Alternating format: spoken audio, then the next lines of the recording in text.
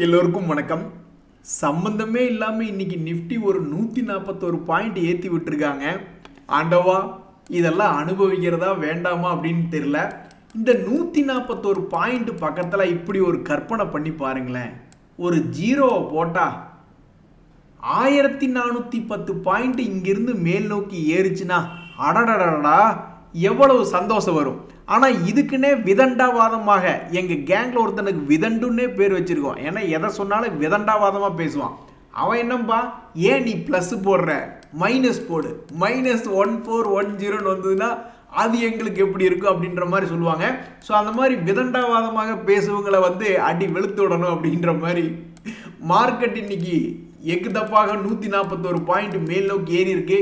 இனி வரக்கூடிய காலங்களில் பக்கத்தில் ஒரு சைபர் போட்ட மாதிரி இன்னொரு 1500 பாயிண்ட் ஏறிச்சுன்னா ரொம்ப மகிழ்ச்சி ஆண்டவா அப்படின்ற நிலைமையில் இருக்கக்கூடியதான் இன்றைய ஷேர் மார்க்கெட்.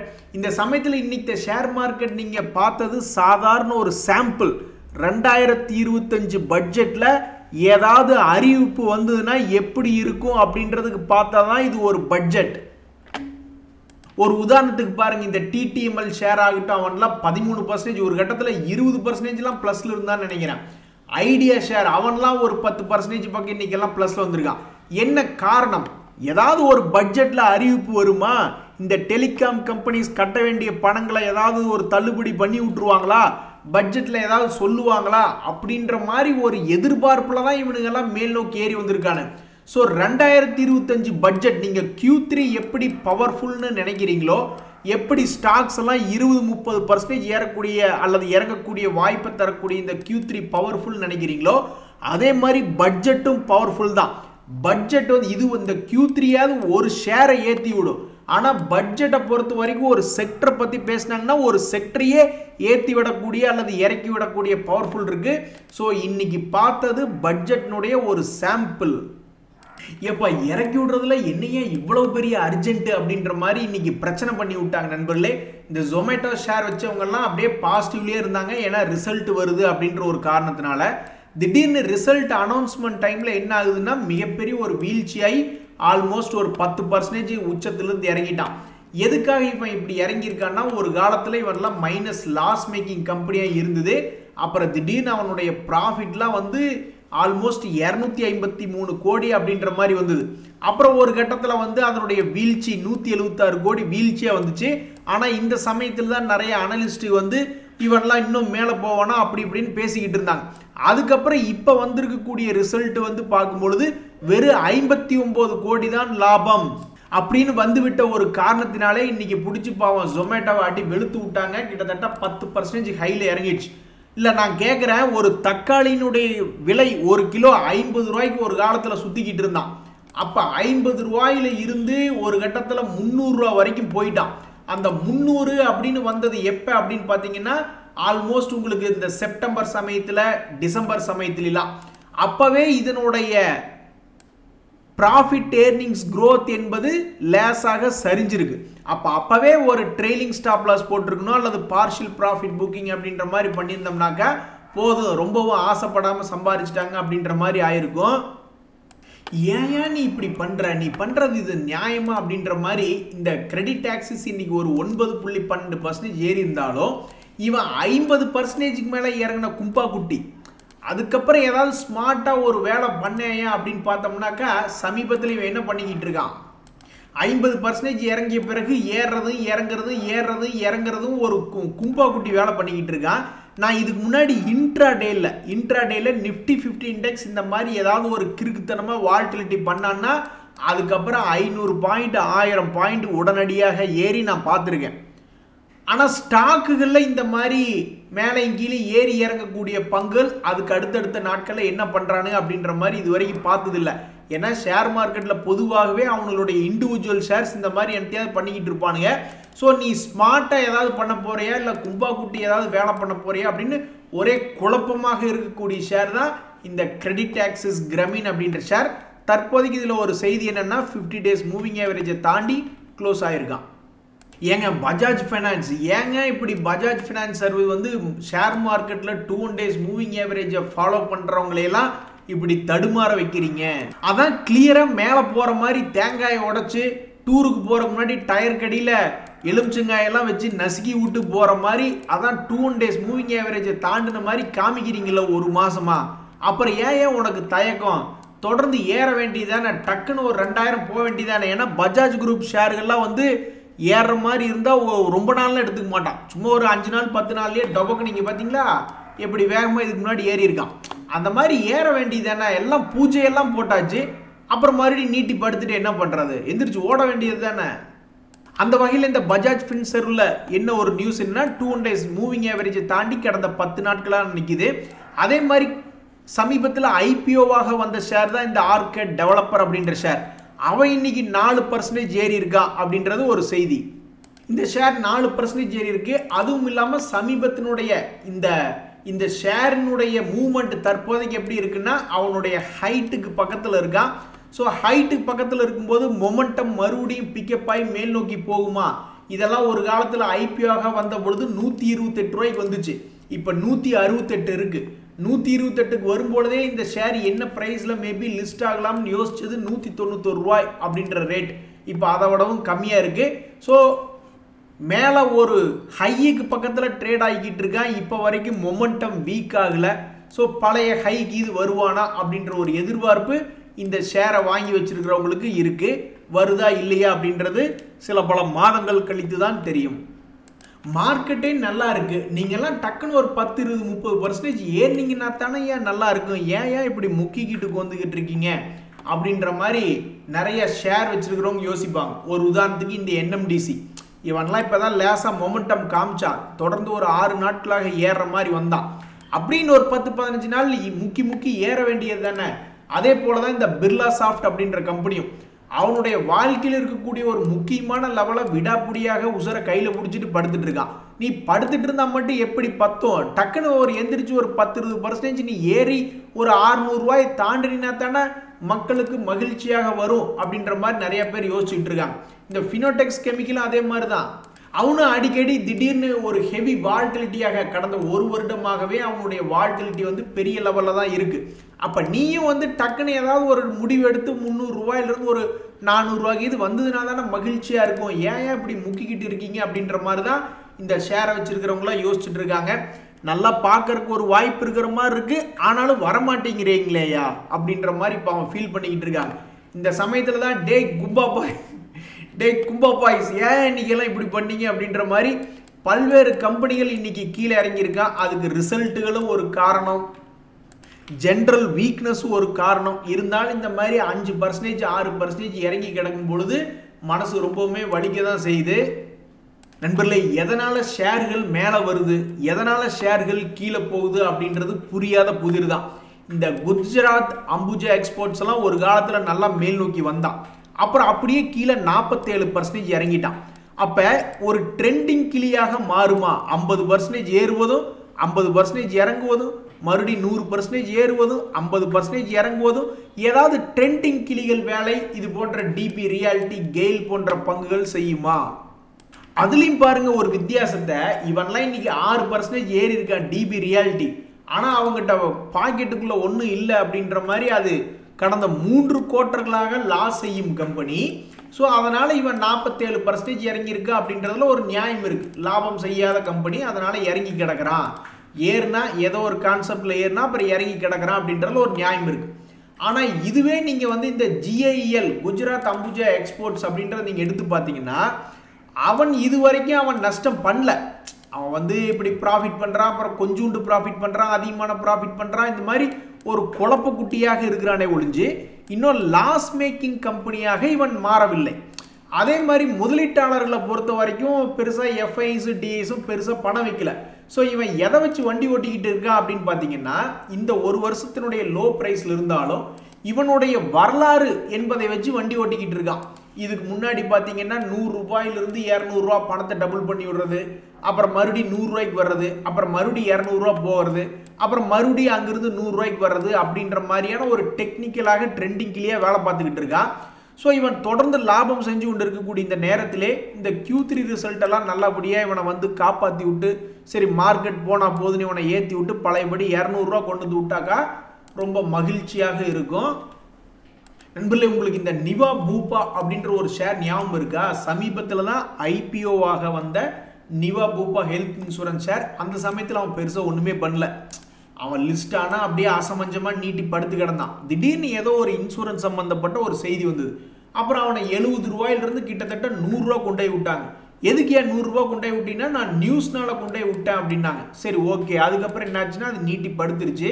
மார்க்கெட்டினுடைய வீழ்ச்சியில் இப்போ மறுபடியும் 82 ரூபாயில ட்ரேட் ஆகிட்டு இருக்கான். இன்னைக்கு இதில் என்ன நடந்தது அப்படின்னு பார்த்தோம்னா, திடீர்னு ப்ளஸில் இருந்தால் காலையில், அப்புறம் மைனஸ் போனால், அப்புறம் மறுபடியும் பெரிய ப்ளஸ் வந்தால், அப்புறம் ஒரு மாதிரி அப்படியே ட்ரேட் ஆகிட்டு இருக்கான். இந்த ஒரு காரணத்தினாலே இந்த ஷேர் வந்து ஏதாவது இது ஃபோக்கஸில் வருதா, பழையபடி இவனுடைய 100 ரூபாய் போய் தொடர்றதுக்காக இந்த பேண்டை விட்டு வெளியே வருவானா? இப்போதைக்கு 76க்கும் 84க்கும் இப்படி ஆடிக்கிட்டு இருக்கான். இப்படி பிரேக் அவுட் ஆவானா அப்படின்ற ஒரு எதிர்பார்ப்பு இந்த நீவா பூப்பா அப்படின்ற ஷேர் வச்சிருக்கிறவங்களுக்கு இருக்கு. இது ஒன்றும் பெரிய ஆச்சரியமே இல்லை. இந்த ஷேர்லாம் நியூஸ் வந்த சமயத்தில் தான் டபக்குன்னு 100 ரூபா போனான். அதே மாதிரி ஆண்டவா எங்களுக்கு ஏதாவது ஒரு நியூஸ் அனுப்பு அப்படின்ற மாதிரி தான் இந்த ஷேரை வச்சிருக்கிறவங்க உட்காந்துக்கிட்டு இருக்காங்க. அப்படி மட்டும் ஆண்டவன் ஏதாவது ஒரு நியூஸ் நாளைக்கோ நாளானிக்கோ அனுப்புனாருன்னா நாங்கள் இடையில போய் நின்றுவோம். ஏன்னா நாங்கள் வச்சிருக்கிற ஷேருக்கெல்லாம் ஒன்றும் நியூஸ் அனுப்புறது இல்லை. அதுக்கு நிவா பூப்பாக்கு மட்டும் மறுபடியும் இன்னொரு முறை நியூஸ் அனுப்புறது. குடிமகன்கள் தான் இந்த மாதிரி இருக்காங்கன்னா, சரக்கு கம்பெனிகளும் அதே மாதிரி ஜிக்ஸாக்காகவே போகுது. அவங்களுக்கு நேர் என்ற பாதையே இல்லை போல, குறுக்கி மறுக்கி போய்கிட்டு இருக்காங்க. இந்த யுனைடெட் ப்ரூவரிஸ் அப்படின்ற கம்பெனி இன்னைக்கு 6% ஏறி இருக்கான். அதில் என்ன வேலை பார்த்துருக்கான்னா, ப்ராடக்ட் அந்த மாதிரி ப்ராடக்டை வாங்கி உபயோகப்படுத்துறவங்களும் இந்த மாதிரி ஜிக்ஸாக தான் இருப்பாங்க அப்படின்ற மாதிரி இவனுடைய வாழ்க்கையும் ஜிக்ஸாகாவே போயிட்டு இருக்கு. டேய், நீ ரொம்பவுமே ஜிக்ஸாக ரொம்ப ஓவரா போற, உன்னுடைய ரவுண்டை நிறுத்துறா, 2 ரவுண்டோட நிறுத்துறா அப்படின்ற மாதிரி போய்கிட்டு இருக்கு இந்த யுனைடெட் ப்ரூவரிஸ். ஸோ இந்த கம்பெனி 2 days மூவிங் ஆவரேஜ் பக்கத்தில் யாராவது இன்வெஸ்ட்மெண்ட் பண்ணி மறுபடியும் எப்படி கிறுக்குத்தனமாக மேலே போவான் அப்படின்ற மாதிரி யாராவது வாங்கியிருந்தாங்கன்னா அவங்களுக்கு இன்னைக்கு ஒரு 7% அப்படின்ற ஒரு சந்தோஷம் இந்த யுனைடெட் ப்ரூவரிஸ் மூலியமா வந்திருக்கு. நீதாயா எங்களுடைய மானம் காத்த மாவீரன் அப்படின்ற மாதிரி சில ஷேர்களை தான் ஷேர் மார்க்கெட்டில் சொல்ல முடியும். அந்த வகையில் இந்த ரெடிங்டன் ஒரு ஷேர் தன்னுடைய பழைய ஹையை எட்டி பிடிச்சி அந்த ஷேரை வச்சிருக்கிற முதலீட்டாளர்களையும் சந்தோஷப்படுத்தியிருக்கு. அதே சமயம் ஷேர் மார்க்கெட்டுக்கு ஒரு பெருமை அப்படின்றது வாங்கி கொடுத்துருக்கு. ஏன்னா கீழே 150 ரூபா ரேஞ்சில் இருந்த ஷேர் இன்னைக்கு 222. எனக்கெல்லாம் நல்ல ஞாபகம் இருக்குது. இந்த என்டிபிசி கிரீன் ஷேர்லாம் எல்லாம் போட்டி போட்டு வாங்கிக்கிட்டு கிடந்தாங்க. அப்படி போட்டி போட்டு வாங்கப்பட்ட பங்கு இன்னைக்கு என்ன ஆயிருக்குன்னா கவுந்து படுத்துக்கிட்டு இருக்கு. ஆனால் அது எந்த இடத்துல படுத்துக்கிட்டு இருக்கு அப்படின்னு பார்த்தீங்கன்னா, மிக முக்கியமான அது எப்போ லிஸ்ட் ஆகும்பொழுது என்ன விலை இருந்ததோ அந்த விலை கிட்ட தான் படுத்துக்கிட்டு இருக்கா. ஸோ மறுபடியும் ஒரே ஒரு முறை சந்தோஷத்தை கூட, இப்போ 120 ரூபா இருக்க, ஒரே ஒரு முறை சந்தோஷத்தை கொடுத்தீங்கன்னா பாவம் லாக்காக இருக்கிறவங்கெல்லாம் வெளியே ஓடி வந்துடுவாங்களே நிறைய பேர் அப்படின்ற மாதிரி இந்த ஷேரை வச்சிருக்கிறவங்க பார்த்துக்கிட்டு இருக்காங்க.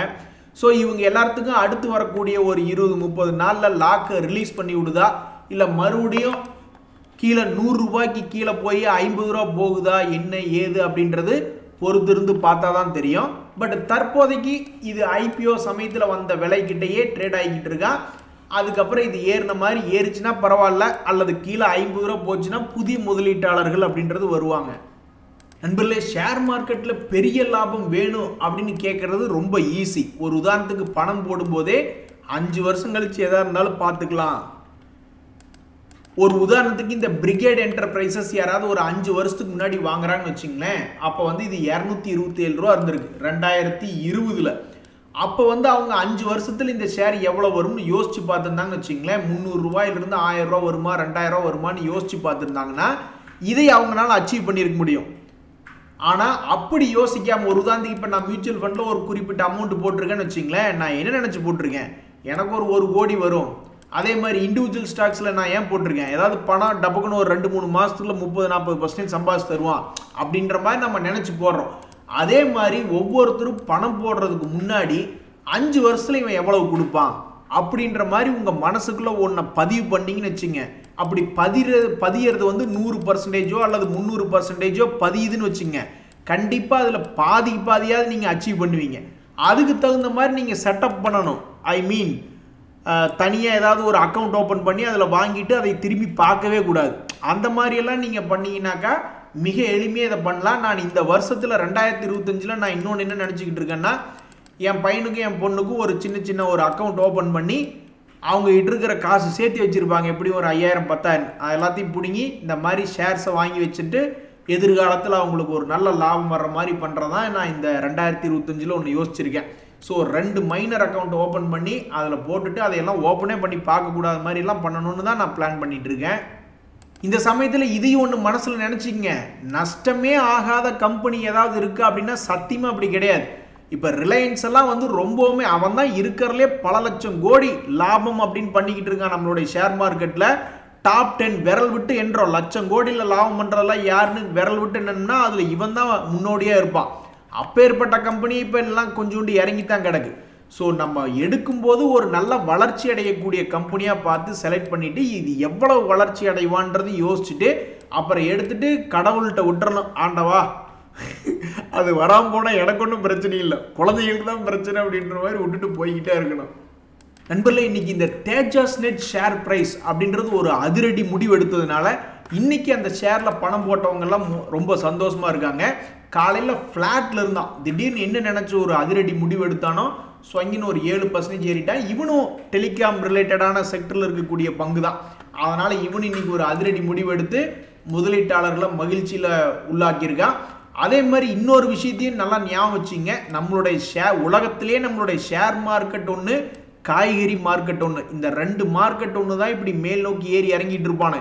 நீங்கள் கோல்டு மார்க்கெட் எடுத்துட்டாலும் சரி, மற்ற கமாடிட்டிஸ் மார்க்கெட்டிஸ் எடுத்துட்டாலும் சரி, இந்த மாதிரிலாம் ஏறி இறங்க மாட்டானு. தக்காளி மார்க்கெட் மற்றும் காய்கறி மார்க்கெட்டும் நம்மளுடைய ஷேர் மார்க்கெட்டும் மட்டும்தான் இப்படி விலை ஏற்றம் இறக்கம் அப்படின்னு ஓடிக்கிட்டு இருப்பானுங்க. அந்த சமயத்தில் நம்மளுக்கு வேறு வழியே இல்லை, ஷேர் மார்க்கெட்டில் ஜெயிக்கணும்னா ஒவ்வொரு வீழ்ச்சியிலையும் வாங்கி வச்சு, தக்காளி வாங்கினா கூட அழுகி போயிடும், ஆனால் நல்ல ஷேராக பார்த்து வீழ்ச்சியில் வாங்கி வச்சுக்கிட்டு என்னைக்காவது மேலே போகும்போது இந்த ஷேரே இன்னைக்கு கிடைக்காது அப்படின்னு யாராவது ஒருத்தர் வாங்குறதுக்கு வருவாங்க, அவங்களுக்கு பிடிச்சி விற்று விட்டு ஓடி போயிடணும். வீட்ட மக்கள்லாம் ஒரே சிரிப்பு. சமீபத்தில் சில நகைகள் வாங்கப்பட்ட பொழுது இன்னும் கம்மியாகிக்கிட்டு இருக்கே அப்படின்ற மாதிரி யோசிச்சுக்கிட்டு இருந்தாங்க. கடைசியில் பார்த்தா இப்போ கோல்டு 1 மந்த் ஹை பக்கத்துலையும் கிட்டத்தட்ட லைஃப் ஹை பக்கத்துலையும் ட்ரேட் ஆகிட்டு இருக்கு. அதனால் வீட்டம்மாக்கள்லாம் ஒரே குஷியாக இருக்காங்க. நண்பர்களே, இந்த சமயத்தில் எங்களை கொஞ்சம் நிம்மதியாக தான் விடுங்களையா, எங்களுக்கு ரெஸ்ட்டே நீங்கள் கொடுக்க மாட்டீங்களா அப்படின்ற மாதிரி இந்த அதானி மேலே ஹிண்டன்பர்க் ஒருத்தன் போயிட்டான். பட் இருந்தாலும் அதானி மேலே ஒரு யூஎஸ் கேஸ் ஒன்று நடக்குது, உங்களுக்கு ஞாபகம் இருக்கா? அதாவது அமெரிக்க கோர்ட்டில் இந்த அதானி குரூப்பில் இருக்கக்கூடிய ஒரு கம்பெனி பற்றி ஒரு கேஸ் ஒன்று போட்டு விட்டாங்க, உங்களுக்கு ஞாபகம் இருக்கா? அந்த கேஸை போட்டு விட்டது அங்கே இருக்கக்கூடிய ஒரு ரெகுலேட்டர், அதாவது நம்ம இதில் எப்படி செபி அது மாதிரி அந்த ஊரில் இருக்கக்கூடிய எஸ்சிசி போட்டு விட்ருக்காங்க. அப்போ அந்த கேஸ்க்கு இவங்க வந்து இல்லை நாங்கள் அமெரிக்காக்கே வரமாட்டோம், நீ முடிஞ்சது பாடுறா அப்படின்ற மாதிரிலாம் நம்ம அப்படியும் நம்ம எதுவும் போக முடியாது. ஏன்னா அங்கே அமெரிக்காவிலேருந்து இந்த கம்பெனியில் இன்வெஸ்ட்மெண்ட் பண்ணவங்க இருக்காங்க. அதே மாதிரி இவங்க என்னைக்காவது அமெரிக்கா போகும்போது பிடிச்சி என்ன ஜெயிலுக்கு இது போட்டாங்கன்னு என்ன பண்ணுறது? அதனால் அந்த கேஸை நடத்தி தான் ஆகணும் அப்படின்ற ஒரு நிலைமையில் இந்த அதானி குரூப் வந்து இருக்கிறதுலே ஒரு 2 டாப் லா ஃபிர்ம்ஸை வந்து அப்பாயின்மெண்ட் பண்ணியிருக்காங்க. ஸோ அப்பேற்பட்ட இந்த நிலைமையில் இந்த அதானி குரூப் இந்த கோர்ட் விஷயத்துலேருந்து ஜெயிச்சு வருமா, இல்லை நம்ம ஊர்லாம் பார்த்தீங்கன்னா வாய்தாக்கள்னு வாங்கி, நல்லா நியூஸ் பேப்பர் படிக்கிற பழக்கம் எனக்கு உண்டு சின்ன வயசில். அப்போ நடந்த சில கேஸ்கள் கூட இப்போ கூட நான் திரும்ப படிக்கிறேன். ஓகே, அந்த கேஸ் வந்து ஒரு குறிப்பிட்ட கோர்ட்டுக்கு வருதுன்னு, அப்புறம் அந்த கோர்ட்டில் முடிஞ்சதுக்கப்புறம் மறுபடியும் உச்ச நீதிமன்றம் உயர் நீதிமன்றம்னு அப்படியே சுற்றி விட்டுக்கிட்டே இருப்பாங்க. அந்த மாதிரி அமெரிக்காவில் இது ஏதாவது இருக்கு என்னன்றது தெரில. ஆக மொத்தம் இவங்களுக்கு ரெஸ்ட்டே கிடையாது அதானி குரூப்புக்கு அப்படின்ற மாதிரி ஆயிடுச்சு. அதே மாதிரி இன்னைக்கு நான் குளோபல் மார்க்கெட்ஸ்லாம் போய் இப்போ எடுத்து பார்க்குறேன், ஒன்றும் நம்மளுக்கு பிரச்சனையே இல்லை, எல்லாருமே ஒரு மாதிரி க்ரீனிஷாக தான் இருக்காங்க. இன்றைய தகவல் அனைத்து இன்னைக்கு உங்களுக்கு உதவியாக இருந்ததுன்னா எனக்கு மகிழ்ச்சி தான். ரொம்ப நன்றி, வணக்கம்.